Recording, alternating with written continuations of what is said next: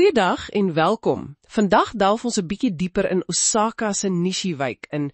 Dis een van die stad se oorspronklike kerngebiede. Ja, en dis waar die heel eerste stadsaal gestaan het, né? Presies.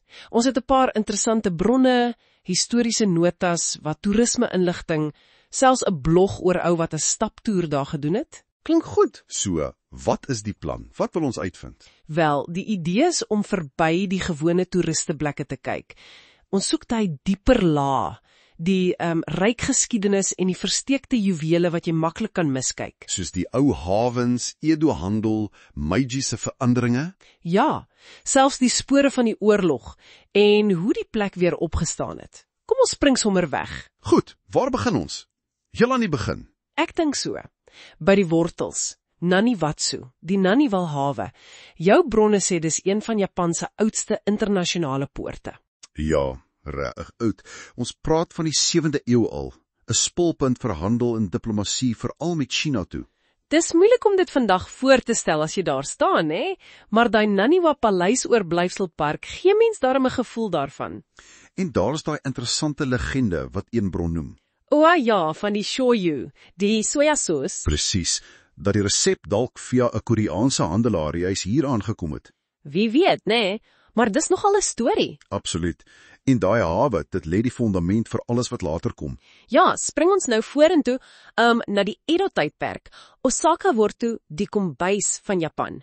En Nishi-wijk was die hart van daai kombuis. Veral rondom Yodoyabashi met sy rysmark. En daai storie oor Yodoya Tatsugoro, die sogenaamde rysmark koning. Dis fascinerend. Die man was so ryk en invloedryk, né? Ja, blykbaar so invloedryk dat die shogunat, die regering, hom as 'n bedreiging gesien het. Hulle het sy hele fortuin gevat oor hy te oordadig was.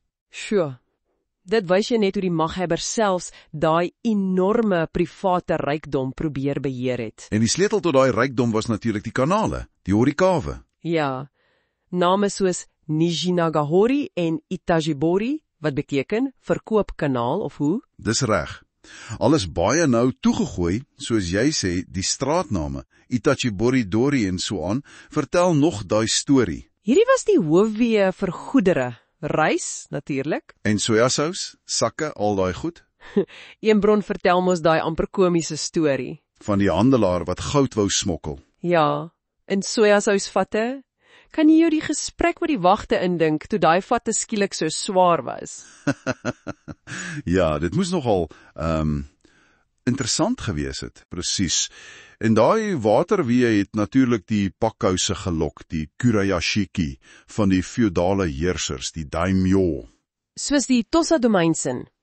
En dis wonderlik hoe daai geskiedenis vandag nog echo. Jy praat van die Tosa Inari heiligdom.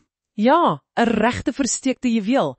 Dit was oorspronklik gebou as die private heiligdom vir die mense wat by die Tosa pakhuis gewerk het. En wat my regtig getref het, was die beskrywing in een van die bronne. Die brandmerke. Ja, van die Tweede Wêreldoorlog se bomme, blykbaar steeds sigbaar op van die ou kliplanternstaar. Dis geskiedenis wat jy letterlik kan raak. Nogal aangrypend. Dis baie aangrypend. Goed, na Edo kom die Meiji-era. Groot veranderinge. Japan maak oop vir die wêreld. En die Kawaguchi-area hier in Nishi-wijk word toe Osaka se aangewese plek vir buitelanders om te bly en werk. Die buitelander nedersetting. Die meeste van daai oorspronklike geboue is ongelukkig weg vandag. Ja, maar die Kawaguchi Christchurch staan nog. Soos 'n stille getuie uit daai tyd. En daar is monumente ook, né?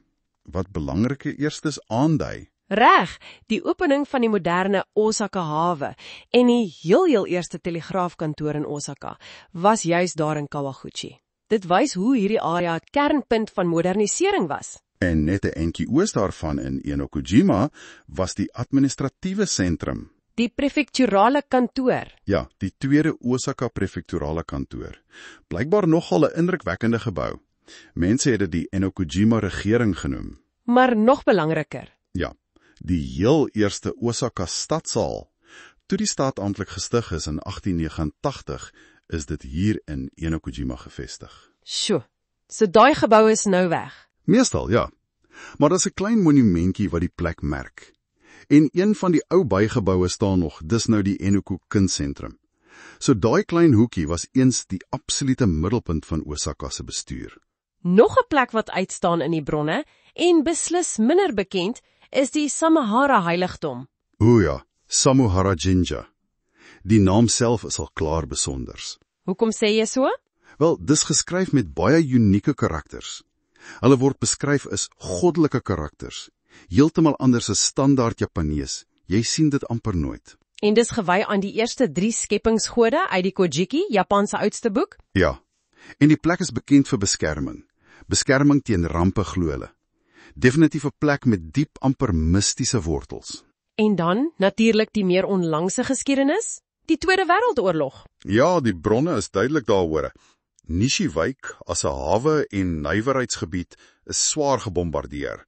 Groot dele is verwoes. Maar dis die herlewing daarna wat so treffend is. Beslis. Kyk net na Utsebo Park. Wat 'n transformasie. Was dit nie eers 'n vliegveld nie? Ja, ironies genoeg. Die Amerikaanse besettingsmagte het dit inderdaad op die puin gebou na die oorlog. Toe word dit 'n industriële area. En nou? Nou sit 'n pragtige, uitgestrekte park met 'n bekende roostuin, tennisbane wat selfs internasionale toernooie aanbied. Dis 'n kragtige simbool van hoe die area herstel het, né? Van veerkragtigheid. Absoluut. En dan, so tussen al hierdie lae van geskiedenis, staan die hipermoderne Kyocera Dome. Ja, die groot sport- en konsertarena. Nogal 'n kontras. 'n Kontras, ja. Maar nou net so deel van die wijk se identiteit. Presies. So, as ons alles saamvat, wat sê hierdie bronne ons nou eintlik oor Nishiwijk? Ek dink die kern is dat dit soveel meer is as net nog 'n deel van Osaka. Dis 'n plek met laag op laag van geskiedenis. Ja, van daai antieke tye by die hawe. Deur die ryk Edo-handel, die Meiji-veranderinge, die oorlog se trauma en dan die hergeboorte. Dis alles daar. En die ware bekoring, vir my althans, is hoe jy daai geskiedenis steeds kan sien, as jy weet waar om te kyk.